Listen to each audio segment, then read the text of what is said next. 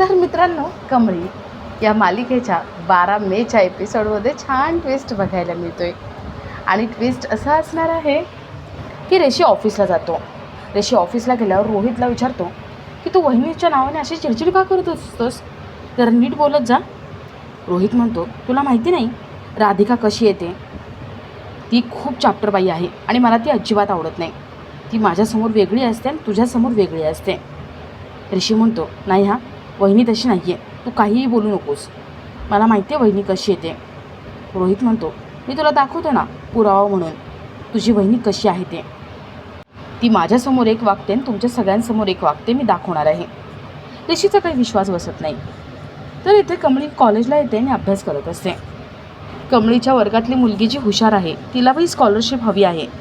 ती कमळीला म्हणते, कमळी तू नको प्रयत्न करूस, पहिली तर मीच येणार. अनिकाने त्या मुलीचे कान भरलेले असतात.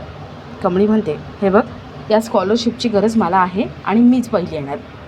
ती मुलगी म्हणते, अगं जी अन्नपूर्णा मॅडमला फसवू शकते ती जगात कुणालाही फसवू शकते आणि मला माहिती आहे ना तू काय करणार आहेस. तू मुद्दाम खोटा रिझल्ट आणशील आणि दाखवशील तू पहिली आली आहेस.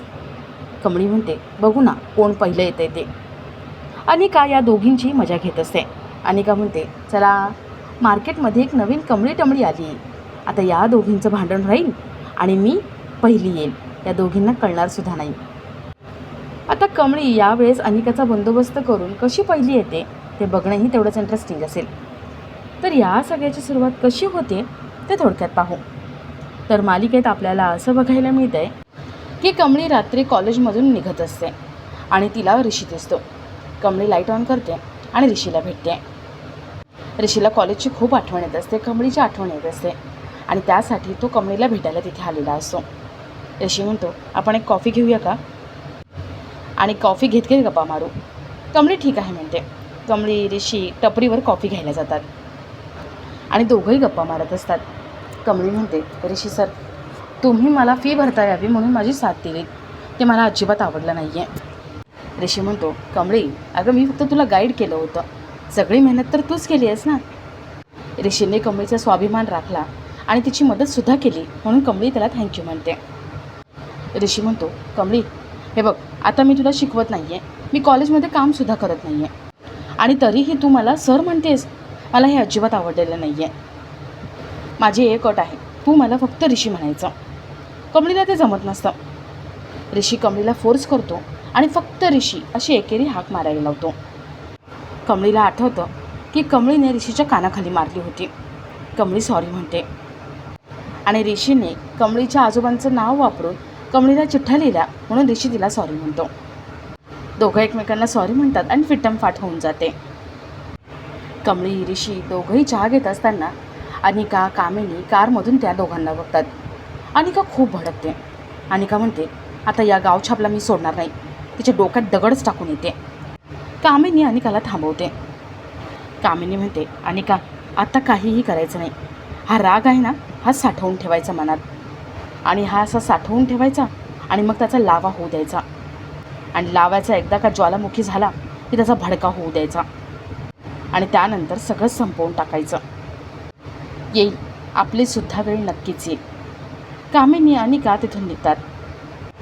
तर इथे ऋषी कमळी चहा कॉफी घेऊन निघतात आणि थोड्या वेळाने गप्पा मारत ते आईस्क्रीम खातात. आणि ऋषी ऑफिसला गेला होता, तिथे काय काय झालं, दिवस कसा गेला हे तो कमळीला सांगतो. कमळी आभाळाकडे बघते आणि तिला गावची आठवण येते, आबांची आठवण येते. कमळी ऋषीला म्हणते, सर तुम्ही याल का आमच्या गावी चांदण्या बघायला.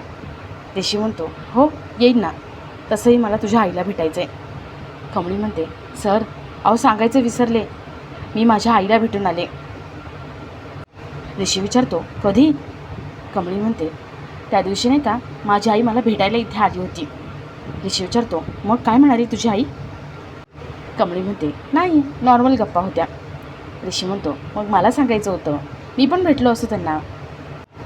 कमळी म्हणते, काय नाही हो, गडबडीत आली होती, गडबडीत गेली. पण तुम्ही नका टेन्शन घेऊ, रिझल्ट लागला ना की चांगले मार्क घेऊन रिझल्ट घेऊन आपण दोघं जाऊया आई आणि आबांना भेटायला. ऋषी ठीक आहे म्हणतो आणि दोघंही आईस्क्रीम एन्जॉय करत असतात. आणि दोघंही गप्पा मारत असताना कमळीची रिबीन सुटते. ऋषी तिची मदत करतो आणि तिचे केस व्यवस्थित बांधून देतो. कमळीलाही कळत असतं की आपण ऋषीच्या प्रेमात पडतोय. कमळी लाजत असते.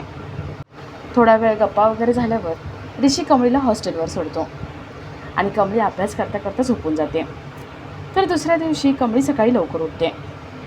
सकाळी लवकर उठून आवरावर करून अभ्यास करून देवपूजा करून दोघी तिथून निघतात.